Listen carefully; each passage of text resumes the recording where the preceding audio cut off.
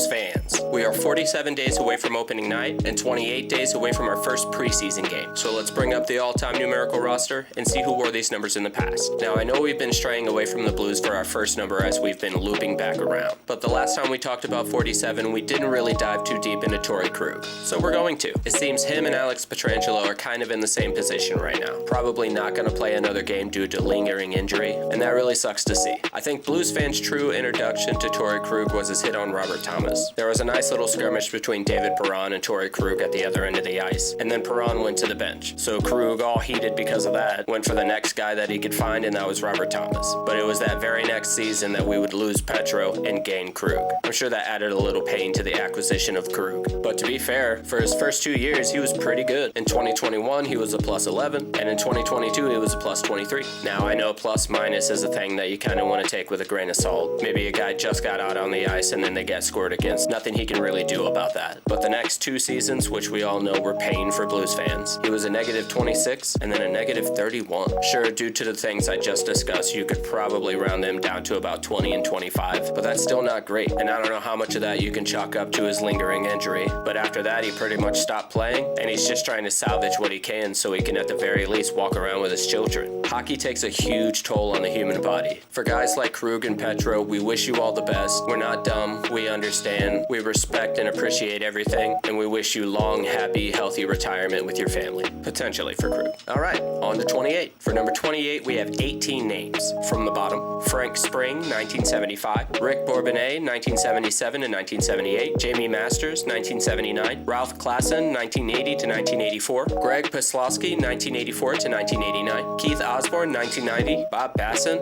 no year, Steve Duchesne, 1994 1998, Brian Noonan, 1996 to 1997, Richard Person, 1997, Brad Shaw, 1999, Todd Reardon, again no year, Matt Walker, 2003 to 2008, Carlo Koliakovo, 2009 to 2012, Ian Cole, 2013 to 2015, Kyle Brodziak, 2016 to 2018, Jacob Jarabek, 2019, and Mackenzie McEachern, 2020 to 2024. Now, there are some pretty notable names on this one. McEachern, Brodziak, Cole, Koliakovo, Brad Shaw, all names that I know. Now, Carlo Koliakovo, he was on the team that I started watching. I remember hearing JK yelling that name. I remember interviews with him. For some reason, that name is one that really stuck with me. I know Brad Shaw was actually on the coaching staff for a while, and Ian Cole, he's still out there doing great. We lost him in the trade to Pittsburgh for Robert Bortuzzo. I'd like to think we won that trade with the Cup in 2019. And just because I want to hear how the name is pronounced, we're going to see a Rick Bourbonnais highlight.